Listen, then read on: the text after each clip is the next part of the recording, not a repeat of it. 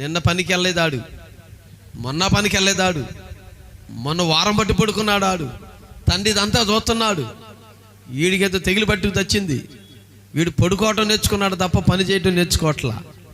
ఏదంటే పనికి పోకుండా పడుకోవడానికి అలవాటు పడిపోయి ఏంద్రా పనికి పోలేదంటే సాకు చెబుతున్న నేర్చుకున్నాడు. ఒంట్లో బాగాలేదు,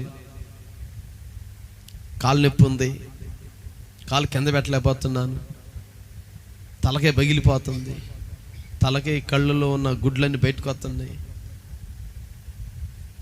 డొక్కలో నొప్పి వస్తుంది, కడుపు నొప్పి వస్తుంది. అరే పని చేసేవాడికి ఇన్ని నొప్పులు ఉంటాయా? మాట్లాడరు ఏంటంటే పని చేసేవాడికి ఇన్ని నొప్పులా? ఇన్ని నొప్పులతో అసలు బతకడమే కష్టం కదా. మంచం మీద మాత్రం బతికేస్తున్నావు,